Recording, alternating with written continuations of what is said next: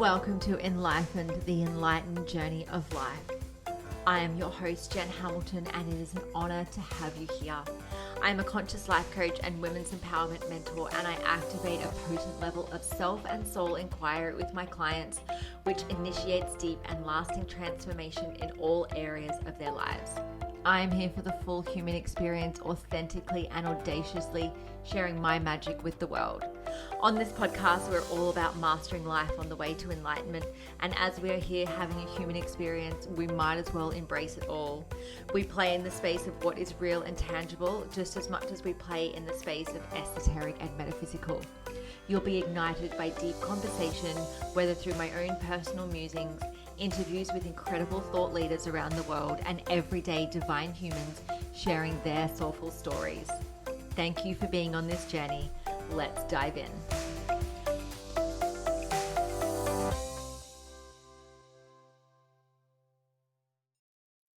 Hello and welcome to another episode of the Enlightened Podcast. I'm your host, Jen, and today I'm joined by Maria Yakimchuk. Maria is a certified transformational EFT coach who helps mums heal from depression and anxiety without the use of medication. With her unique coaching approach that blends EFT tapping, self-compassion work, and deep knowledge of maternal mental health, she helps mums heal their own childhood traumas, break free from dysfunctional familial patterns, and eliminate shame and guilt so they can thrive in motherhood and create new healthy family norms for themselves and their children. She teaches you how to do this in as little as 10 minutes a day because all mums are busy and have no time to waste on techniques that require special setup and lots of time. She is also a mum of two very energetic, sensitive, and strong-willed boys and an easygoing dog. Maria is no stranger to struggling to find joy in the often busy and chaotic life as a mother. She is a PPD and PPA survivor and has successfully healed her PPD, PPA, and PMDD, as well as debilitating migraines with EFT tapping and self-compassion meditations. Maria is absolutely amazing, and I know that you're going to love this episode, especially if you are a parent. So without further ado, let's dive in. Hi, Maria. Welcome to the show. Hi, Jen. Thank you for having me. It's absolutely my pleasure. I'm super curious. What is it that got you out of bed today? Oh God, usually my alarm clock because kids have to go to school, but it's a good thing because when they get them out of the house, I can then, work on my own things and do things for myself. So it's kind of an extra little boost to get out and get them out the door. Oh, I totally agree with you. We're actually still on school holidays here because it's still Mm. January. So the children actually go back to school next week. And I'm actually so excited because it means I get my routine back. Yes, absolutely. Yeah. I mean, as much as like the breaks are lovely, but it just throws you off completely. It really does. And I know that all the mothers out there listening to this will absolutely be like, oh my gosh, yes, feels. Yes. Now you're an EFT transformational coach. What is Yeah. EFT? Tell us all about that. Yeah, so EFT was new to me last year too, or actually the year before is when I started. It's been like a year and a half that I've been doing this. And EFT stands for Emotional Freedom Technique, or you can know it by another name of tapping, is what people refer to it because that's what you're doing in EFT. You're tapping. And so what EFT is, it's a somatic therapy where we're using the body in order to address our emotional issues because we now know that our physical body is connected to a lot of emotions. Our emotions influence how we feel. It can influence even what kind of illnesses we have stored. And so with EFT, we're working directly on the body by tapping on about 20 or so points in the session. And those points are on your autonomic nervous system, which is also for people who are familiar with acupuncture. It's also the same as the meridians because the meridians follow our autonomic nervous system. And so we just picked about 20 points on the meridian system that corresponds to our emotions. And we tap on them. And we usually start out by saying the negative that we're tapping on. So like our problem. And we tap on that, and then we then tap on sort of like the positive of reframing the problem. So you're essentially having somatic therapy together with sort of CBT, bringing those together to be able to help reprogram your body. And because we're going after your body and your autonomic nervous system, it's a lot more impactful because we're kind of foregoing the conscious mind and going straight into your body where it reacts. So basically, next time when you're having anxiety, we know we can't think our way out of anxiety, but we can absolutely tap our way out of anxiety. That's amazing. And I've been around tapping for quite some time. I've got people in my field that talk about it all the time. And I have done it before, but it's just such a beautiful reminder that we have access to these tools to be able to help us through. Yeah. And I'm a huge fan of acupuncture and Chinese medicine. So as soon as you start talking about the meridians and the energy centers, like you've got my attention. What are some of the things that people come to you with? So I focus primarily on moms who are suffering with postpartum depression and anxiety. One of the biggest things I see because they're moms is a lot of anxiety, a lot of depression, not all of it necessarily postpartum, some of it they could have had before. And another big thing that I focus on is helping women with birth trauma of any kind. And so we use EFT for that. And, from sort of the big issues, you start getting into sort of smaller underlying issues like, we have a lot of limiting beliefs that we bring from our family of origin.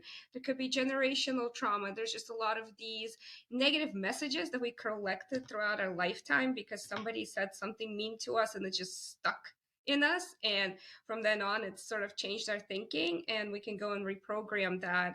And the thing is, when we address all of those things, it helps free us up into who we really are. And what's important for moms is when we do that, we sort of clear out the negative. We are able to help our moms regulate better. And when moms regulate better, they're much gentler and more empathetic as parents. So then we pass that on to our children. So I use EFT as sort of a gateway to gentle parenting with a lot of my moms. I love that. That's amazing. How did you first get into it? Like, what was the catalyst for you to discover this and then start using it in your own life and then bring this magic forward to others? Yeah, I mean, I think for me, it's like a lot of people. I was suffering with a lot of chronic issues. I'm a migraine sufferer, which my migraines became way worse after I had my kids, especially my second.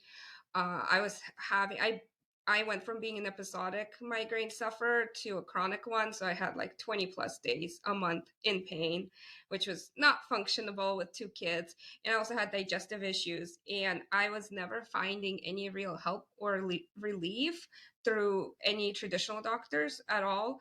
Plus, I had some lingering postpartum depression that I just couldn't quite get rid of. Like, I did therapy with my therapist, and I was doing self help, like, journaling, things like that. And there's just something that stuck. So I don't remember. It's like sort of EFT like fell into my lap from, I think I was researching something and clicked on it, and then obviously Facebook gods know what you're clicking on Google, and so then I got ads for the program, and I'm like, well, let me try it. If like I'll try it on myself. If it works, that's great. If it doesn't, I'm out some money. It's not a big deal. But it did work, and so I continued with the program to go past just healing myself to become certified to help other people. Beautiful. And is it something for you that has like stuck, like the results that you've had from tapping? Is it something that you have to go back and revisit? Like, do those does those anxiousness or the postnatal depression or anything, does that still come back, or is it just once it's done with?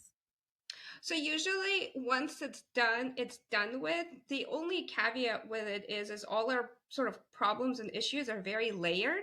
So what happens a lot of the times, if a problem comes back, it doesn't mean that the process didn't work. It just means that a new layering came to life. So I look at the EFT process as you literally have an onion, right? And you're peeling layers. So you might peel the layers and you're like, okay, I'm okay, but then later like some other layer comes up and you're just like, oh, I didn't even think about it. So like when it comes back from a different perspective, but what you cleared out, it doesn't come back. So you do get lasting effects from it. So like the things that were bothering me about a year ago when I just started, they're not really an issue anymore. That, however, does not mean that I'm completely healed and I have no issues. I just have different issues. I have space to work on different issues now. That's the healing journey, isn't it? Like, Yeah. it's the healing onion, like, it's the layer after layer, and you get through one layer, and you kinda hover there for a little bit, you're like, "Hang on a Mhm. second, there's some more under here." Oh yeah, absolutely. And I think it's beautiful, and I think it's also important to keep reminding people that it is an onion that maybe you'll never peel in your lifetime, and maybe you're never meant to, because the important part is that we are on this journey and we are healing. And as moms, I think it's doubly important to do it, because then we can pass this on to our kids, because then there's if we heal the level, we're not passing it on to our children to having to heal this, right? Like, we're not passing our trauma onto them. We might pass different traumas onto them, and they'll have to deal with other things, which is again, the healing process. But at least the old thing we dealt with, we don't have to pass it on to them. It's so true, isn't it? And I've known that, through my own personal journey, working with, so many women around the world, through that healing journey. And, like it's a big deal to, be the circuit breaker of this ancestral trauma that we bring through, that, that our mothers and our grandmothers and great grandmothers went through, and all of the stuff that we've carried, all of these belief systems we have within our DNA, all of the things that we've taken on, even just in our childhood, all of the things that have come into our subconscious mind, through the media, through advertising, through music, through movies that we've watched. All of these pieces have helped us form our view of the world, and it can be quite a skewed view as well. Absolutely. And that's what I'm saying. Like, the process may never be complete, because it's not like we don't get bombarded with new information that might get stuck again. But the good part is yeah, if you do this, you do the healing, you use, let's say, EFT tapping for it. I have used it very successfully. Last year was like my big year of healing, very heavy lifting. It was very a difficult year emotionally because of that, because the part of it is sort of unearthing and being honest with yourself and what you're healing can also be very painful, because we do try to hide those parts. But the positive of it is, when you do address it, when you do heal it, it goes away, and then you might have health issues that basically go away, like my migraines. I haven't completely healed them, maybe I never will, but they went back to being episodic, where I only have them like maybe a couple of times a month, maybe every other month, so I can actually function and live a full life. Whereas in before, I just couldn't, and to me, even that was worth it, because I now have my life back. Yeah, that's amazing. Well done. Like, that's so good to hear that you were able to heal yourself through that, and that it's brought those episodes right down. I'd love to touch on, you mentioned that you work with new mothers. Yeah. Where do you notice, especially in the Western world that we live in, like, where do you notice that there is not enough support perhaps for mothers, or why are so many mothers coming through with postnatal depression and anxiety? So, from the new research that we know, is that a lot of the postpartum depression and anxiety is actually due to the isolation that people experience. So actually, that lack of support, and in the recent years, it has been greatly exacerbated by COVID and all the restrictions that were placed on it, because we have generations now coming up that the moms had to give birth. They had no support. They couldn't have family members. They couldn't have babysitters. They had to do it all on their own without any help. And that isolation and that basically removal from the safety net of a community, that contributes to postpartum depression greatly. There's another theory that is being explored in research now, is that inflammation contributes to depression. And because during pregnancy we experience inflammatory processes as we're supposed to, but for some people it just acts a little bit differently, like depending on your body sensitivity, depending on how your body reacts. That inflammation can make you more prone to developing postpartum depression. So that is something researchers are working on. That's like been a new theory of depression, that there's inflammation under there. Yeah, so like for moms, it's support. It's really like our moms need support. They need to be part of a community. We're not meant to be raising our children in the isolation of our four walls. We're supposed to be with others. And so when you don't have that, that greatly increases your risk of having postpartum depression, postpartum anxiety. That's so interesting, is it? I had postpartum depression and anxiety, mostly with my Same. first. I was very sort of tightly constricted in how I wanted things done, how I wanted to be a mother, all the things that I thought that I had to do a certain way, and it was putting so much pressure on myself. And it was, I had mothers groups. It was my saving grace to have an online mothers group, but I didn't have that in-person support around me enough, after so in Australia, the dads get 2 weeks of paid parental leave. Well, they did back then. I think it's starting to change now. So my partner was, he was home for 2 weeks, and then I was on my own with the baby, having no clue what to do, having no clue like what it all meant, absolutely exhausted. He was exhausted from helping out with everything he could possibly do, as well as working a full-time job, taking care of the house, when I couldn't. And, we made it work, but my gosh, it was really, really difficult. And I remember actually going to a psychologist, and I said, I'm not okay. I said, I'm prepared to drop this kid off at a church and keep going, and, I knew I was experiencing, really deep levels of depression. And I was actually so frightened to speak my truth because I was worried they were going to take my baby from me if I wasn't okay. And the only thing that she said to me at the time, she's like, oh, it's just the baby blues. Oh, I'm like, I want to go jump off a bridge. Like, oh that's how I felt. I'm like, this is not the baby blues. Like, there is such a gap for, what mothers receive from, their healthcare system to what they actually need. And I think, I guess, I this was going back, nearly 9 years ago. Like, my daughter will be 9 in October. So I know that things are starting to shift, and definitely, like, if I had my time again, if I knew then what I knew now, things would have been very different. But, we need to make some noise in this area. We need to speak to, new mothers coming through to say, hey, this was my experience. Please don't feel as though you're alone. Like, how can I support you? What sort of community do you need? What sort of resources do you need so that you can thrive to be your best version of you, so that you just get out of this, the newborn bubble with your sanity? yeah. Oh, I mean, I feel you. I was very similar. I mean, in the US, you don't even get any paid leave, right? Like, there's nothing mandated federally. Uh, some companies give some stuff. My husband had 1 week paid, the other week was at half pay. So I did have my mom with me, which was helpful in some ways, not helpful in others. So, like, on one hand, you look at it and you're like, okay, well, there's a support. There's the other woman with you. Woman is your mother, but you know what? Your mother brings in her own mothering baggage into your relationship with your child, and then she dumps it on you unknowingly, even though she's trying to help. And that may make the situation worse. But then, like, yeah, and then you're trying to live up to some sort of standards that God knows where you pick them up from. I had the same thing. My postpartum depression very much manifested in things had to be done a particular way, like no other way could they have been done. And everything had to be perfect and done like this and like that. And then I would get really angry when they weren't, and I was angry at everybody. And yeah, like, wanting to drop off your kid and run away. Like, for the first couple of months, I was like, I have a child. Like, this is mine. I'm supposed to do something with it. Like, I don't want to. I don't want to do this. Constantly too. Like, it's a 24/7 job. Yeah.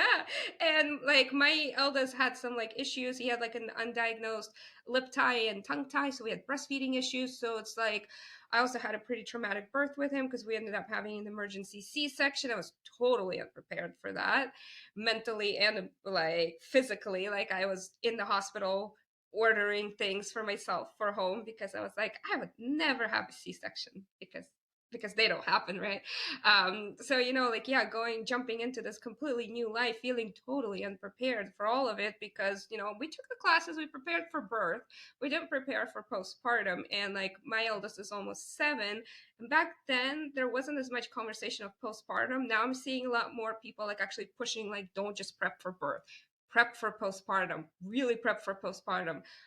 7 years ago, I bet 9 years ago, there wasn't as much emphasis on it. No, there wasn't. They talk about the fourth trimester, that, Yeah. the 3 months after you have the baby, you're still in such a deep process. Like, not to mention the sheer exhaustion that you have been through. Like, you don't just, give birth or go through a C-section and be like, okay, I'm just going to go sleep for 12 hours now. I'm really tired. Thanks for Yeah. coming. you don't get that catch up, and then it's that constant feeding around the clock. It's all day, it's all night. There it's like lack of sleep is a form of torture. Oh Like yeah. literally. Yes. And we're thrown into this, and when we don't have I didn't have the luxury of my partner having to being able to take more time off. In Mhm. fact, when we had our second child, he came a week early, and he messaged his boss in the morning, and his boss is like, "Oh, can you just come in for the day because we're really busy?" And he was like, "No." Like, but that was that old school mentality. It's like, "Oh, well, you still need to work." It's like, "No, mate, I've just had a kid." Yeah, yeah, yeah. No, my Yeah. husband's job, like their boss was praising another dad who came back to work very next day, and my husband was like, Why are we praising that? Like we should not be." But Yeah. yeah, but we still work with a lot of people who, yeah, that's the mentality. It's like, well, your wife had the kid, you didn't, because fathers aren't meant to be involved in their family life, so he could just go back to work. It's so true. There is so much room for growth in our society through our understanding what it is that mothers need. And if we don't make noise about this, then our voices aren't going to be heard. And we make noise, we don't, necessarily have to get up there and protest. I mean, I'm all for protesting. So absolutely get up and protest. But just having these conversations, let's just bring a sense of normality to the fact that we all lose our shit. Yes. We all have our breakdowns. We all really, it's a level of suffering that we go through when we're just so exhausted. And yet we're full of so much love for this Yeah. little potato with arms and legs that we've just given birth to. It's a whirlwind of emotions. Like, I went through a grieving process after my daughter was born because I missed the feeling of her being inside of me. I Mm. loved being pregnant. I loved my pregnant body. I loved feeling her move around in there. I loved that I didn't have to feed her in there and that she didn't cry in there. And with the second one, it's coming. Yeah, and then, like, you're left with this body that was, like, so radiant and glowing and, like, literally, just had this other life in it, and then you're just, like, left with this, like, empty, sore sack that is your body. I mean, like, if anyone's listening to this and they're not a mother, and we're painting this beautiful picture, aren't we? Oh yeah, we are. But I think that's important, right? Like the truth is, even a lot of us, the stories we were hearing from our moms or from other people are always about like, oh, motherhood is the most beautiful thing ever. Like your life will never be complete without it. And it's like it might be true, but we're glossing over all the kind of dark parts of it. And the truth is, there's a lot of physical changes, and they're very painful. Some of them are perfectly normal, yet they're still painful. Like, you mentioned that your psychologist said about the baby blues. Like, oh my God, baby blues are normal, but they only last for 2 weeks and they're not that extreme. So, if your Mhm. therapist tells you past 2 weeks, you have baby blues, please find somebody else. Like, no, just no. Exactly. But Yeah. like that's normal, right? Because you have these hormones that are like at this peak and then they plummet the moment you give birth. And so like your body is going through these incredible shifts, and then if you're breastfeeding, you're making milk, and like that's a whole other thing that, especially with your first baby, like your body has never done that before. That has never happened. So there's a lot, and like, yeah, we really should make a lot more noise and do let moms know, like, sure, the reality might be kind of scary, and but you do have this baby, you do love them, it is a very different love. And the thing is, your mental health or your physical health or lack of it is not a reflection of your love on the baby. Like, I really wish you would do away with that message that moms feel like because they have depression they're a bad mom and it means they don't love their baby. Like, having mental health issues has nothing to do with your baby. Oh my gosh, I'm so glad you said that because it's so true. And this is, this is something that I went through. I found it really hard to connect with my daughter Hmm. and I felt really selfish that I was going through, anxiety and depression, and that I wasn't giving her the love that I thought that she needed. Like, I was loving her and I was doing everything I could for her, but it still felt as though it was never enough. And then the anxiety started. The anxiety for me was just, I was crippled with fear. Like, I would be lying on the lounge room floor and I was just thinking to myself, I'm like, what if this cabinet next to us just fell down on top of us? Like, completely not possible. Like, this was a big study, and I would lie under it and I'd be like, I can't go near the cabinet. I'm like, but what if I move? What if the TV just falls on us? And then, like, what if I'm walking along the tiles and I slip? Like, it was just, I couldn't move without worrying that I was somehow going to harm myself or the baby. That I was like, if something happened to me and then, she needs to be fed, she needs to be taken care of, her dad's not home for a few hours, just that crippling anxiety. And at the end of the day, anxiety is a thought process. It's a version of a future that doesn't yet exist, but at the time it feels so real. And you're so exhausted and you're analyzing every piece of information that's coming into your mind. You're worried about everything because all you want to do is protect this little bundle of joy that you love so much. Yet, we get so caught in our own heads, and there was nothing that said, oh, by the way, go to this group regularly. There's a midwife that's going to come and spend time with you, or someone from the community. It was like, oh, there's a child health nurse that is at the chemist every couple of weeks. You can go for a weigh in and have a chat if you need to. And they were, oh my God, they were just so old school Mhm. as well. Like, there was like, it's like, we did it tough, you do it tough. We do this tough as mothers, and a very sort of old school mentality about, when to give babies milk and formula and food, and not, definitely not up to date with, the science, or even like allowing a mother to follow in her intuition. I followed my intuition, as to when I started my babies on solids and choosing not to give them cow's milk. Like, I, breastfed them for nearly 2 years. And just the flack essentially that I was given from not only my doctor, but then also the child health nurse. And it's like, well, I'm following my intuition. Everyone says follow, your motherly intuition, yet everyone else is telling me that I'm wrong. And you just exhausted and you just fall into a heap. And that's where the depression comes in of, I can't do this anymore. Why did I sign up for this? I've got no choice. My whole life has changed. My body has changed. I don't get to go out and be the independent person that I used to be. Let's normalize all of these things for mothers, but not normalize them to the fact that they have to go through it and suffer through it. It's normalizing the fact that everyone experiences it. However, there is also room for so much support out there as well. In community, in the family space, it is asking for support. It's making sure that you've got those people around you beforehand. It's reaching out and saying, I need help. I'm calling in my tribe. Where are you? Like, someone come and cook me some meals. Someone help me with the laundry. Someone just hold this baby while I go shower and wash my hair. It can be the little things. Oh yeah, absolutely. I agree with you. Like, we need all of that, and we do need to normalize a lot of that. Like, postpartum anxiety is so interesting and tricky because some of it is actually very normal because it's a normal biological process of our brain of like, yeah, we want to protect our babies because that is the time where our senses are heightened because we're looking for all those predators that are going to come eat our babies, so our anxiety goes up. But I also think it does get exacerbated to the point where something happens, like kind of like it did with you, where it was immobilizing and crushing. And I think the reason for that is because we're not surrounded by others. I feel like it's a lot harder for you to be like, this cabinet is going to crush on me when you're, let's say, in a group of people of various ages. And you can say that, and they'll be like, and somebody might be able to talk you through it. And then your brain is going to be like, okay, I'm safe. I'm in my tribe. My tribe is keeping me safe. They're keeping my baby safe. We're all safe.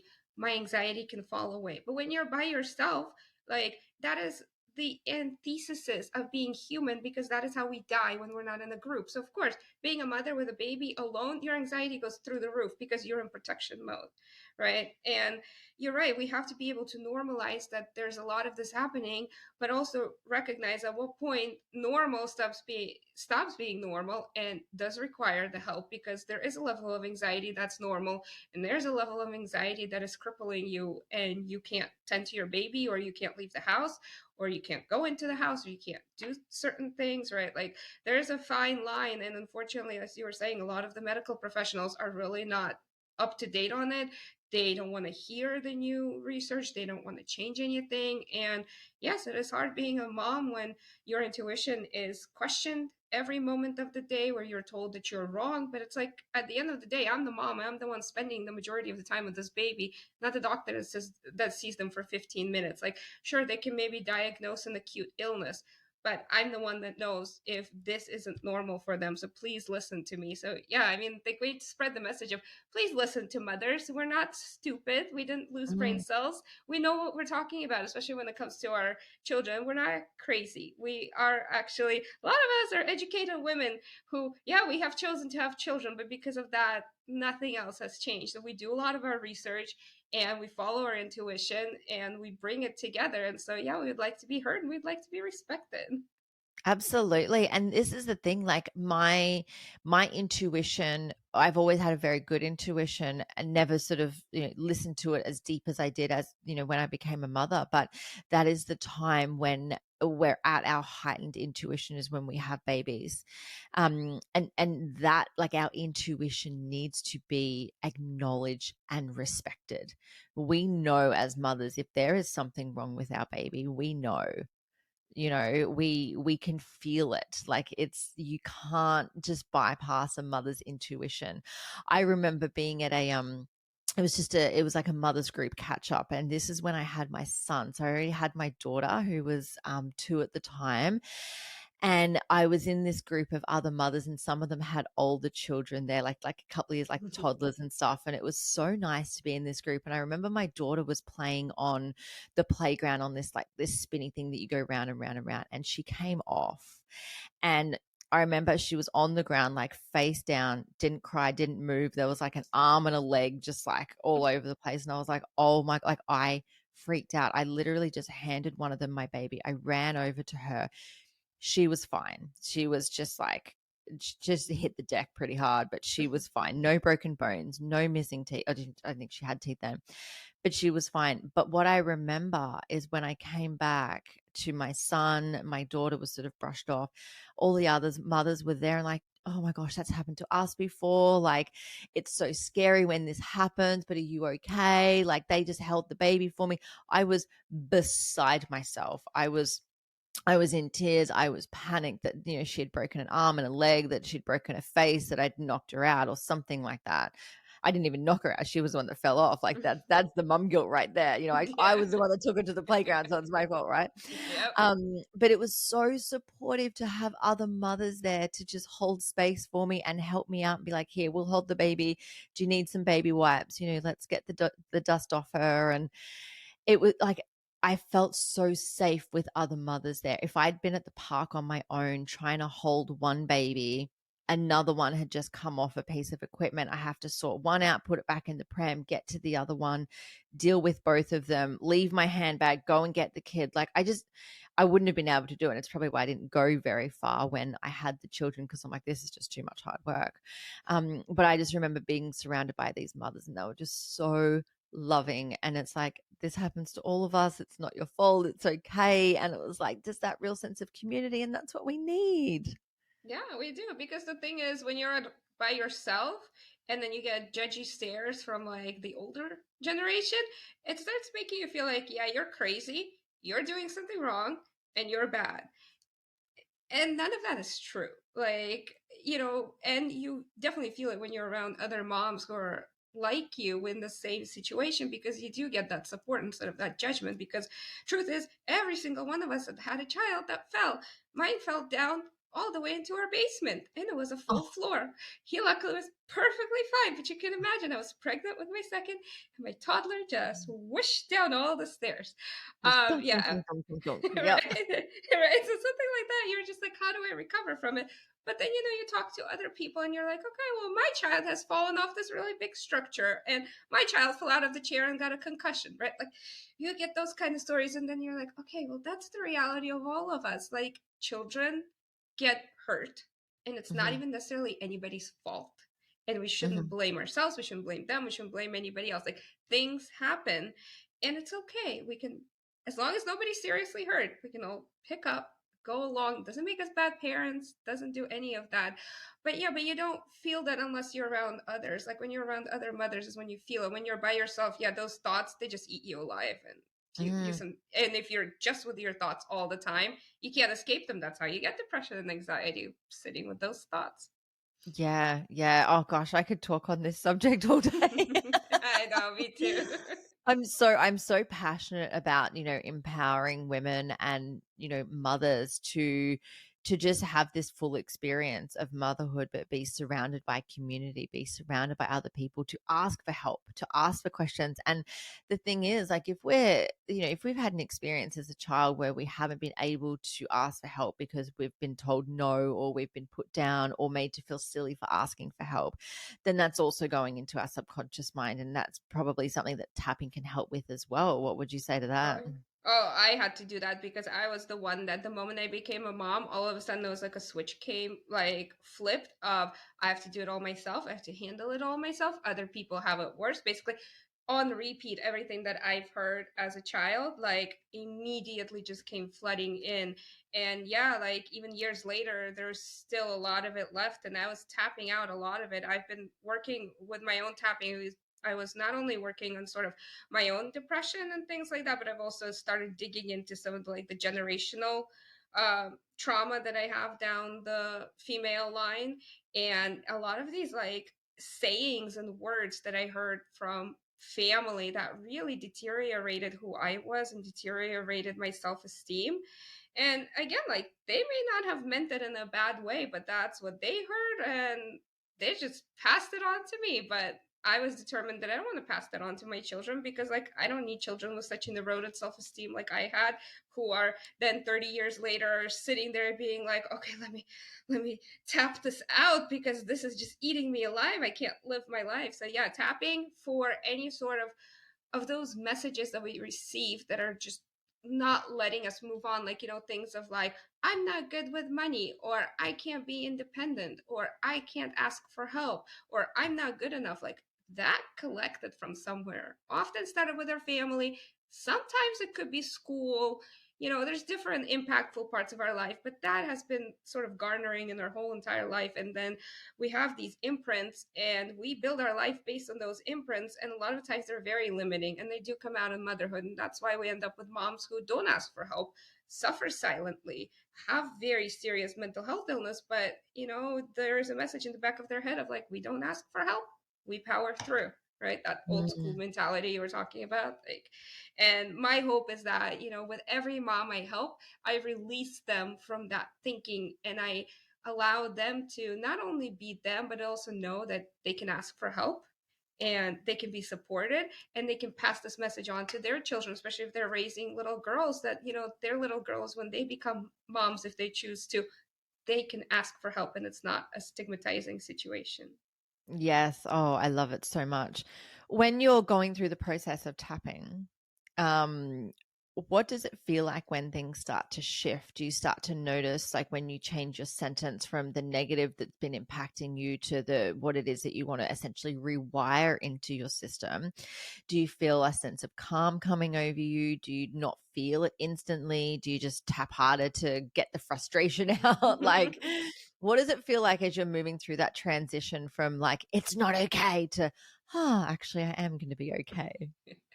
Well, it's different for different people and different for like different situations. So I've had situations where some of the issues were very serious and like long standing, and I didn't really know what the issue was. And when I had movement, it felt like a little physical sickness. Like I would get the chills, then I'd start sweating, and like my whole body was like shaking, and I would be tired. Like I would need to go take a nap after it. It was just that intense. Sometimes I would get headaches or migraines as I was tapping on something serious that would resolve later after I rested.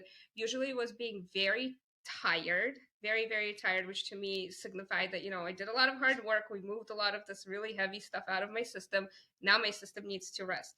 And then as I cleared out these more serious things and I had sort of like the next layer, I would sometimes go from feeling like, some just tingles around my body, like, like sort of like energy moving through. Sometimes it'd be my head, my whole body. Sometimes it really is if it was like an anxiety. So I usually carry my anxiety in like my chest and my throat and sometimes my solar plexus.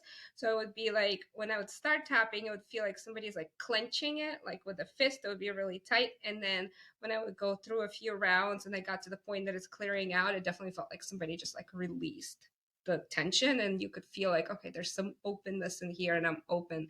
So yeah. And there were times where I would tap, nothing would happen during the session. Like I didn't really feel much of a shift during the session. Didn't really feel much right after it either. But then the next day after I slept, I would wake up and it's almost like, aha, something changed. I don't know what, but I know something changed. Like things like that. Like sometimes they're imperceptible and they take time, but there's always been some sort of a shift happening. I love it. That's so cool. And how can people find you to work with you? What does that look like? Do you see clients all over the world online?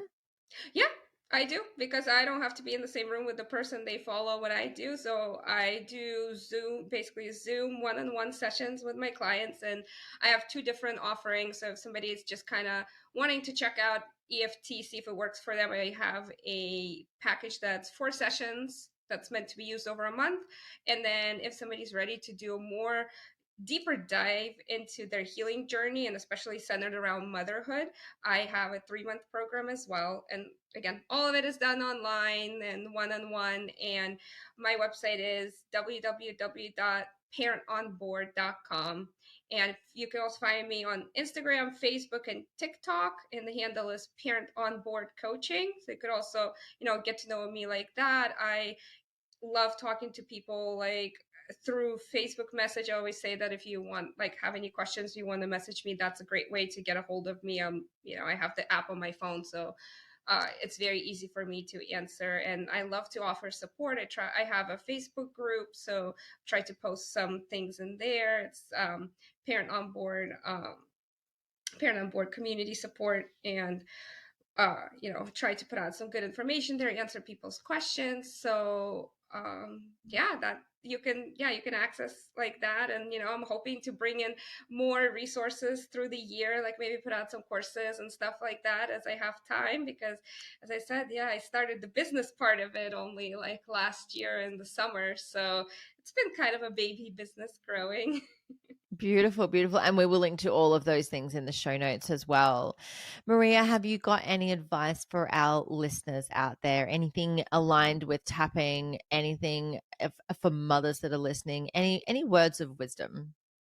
Yeah, so I think, as we were talking about, don't be afraid to ask for help. Please, like, ask for support, ask for help, and don't be scared of it.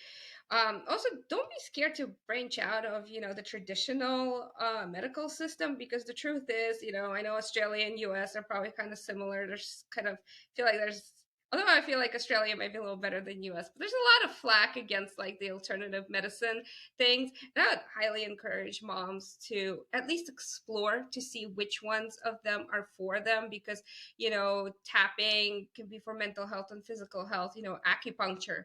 Same thing, mental and physical health. I always encourage my moms to seek out functional medicine providers, because a lot of moms they don't realize how depleted they are through pregnancy and through breastfeeding, and how they need to get their levels of their vitamins up, and how important that is, and what a big piece that is in mental health. Because we can be working on your emotional thing, but if the reason you're having depression is because your vitamin D is way below where it's supposed to be, there's no amount of tapping that I'm going to be able to do to help you with it, because your body is lacking something. So consider integrative approaches for sure. And don't be scared. Don't be scared to ask for help, and don't be scared to ask questions, because while there might be people who will judge you, you will also find so many moms and so many professionals that are there to support you, to hear you, and to offer you help. I love it so much. Yes. And yes, you're absolutely speaking my language. Mhm. Definitely, encourage people to find, those complementary things that, can work alongside if they do have to go down a medical path. There's definitely a space, for medical and pharmaceutical, and there are so many other options out there as well to explore. So, ask people questions, see what worked for them, do your own research, So yeah, Yes. there's so many incredible modalities out there. One final question for you, Maria. What is the meaning of life to you? Oh man, the meaning of life, I think, for me is learning, and the more I've actually been on this healing journey, the more convinced I have become that that is the meaning of life, is for us to learn and to grow. Beautiful. I love it. Thank you so much for joining me for a chat today. It's been an absolute pleasure to have you on the show. Thank you so much for having me and allowing me to speak to your audience and sharing this. Amazing. Thanks, Maria. Bye.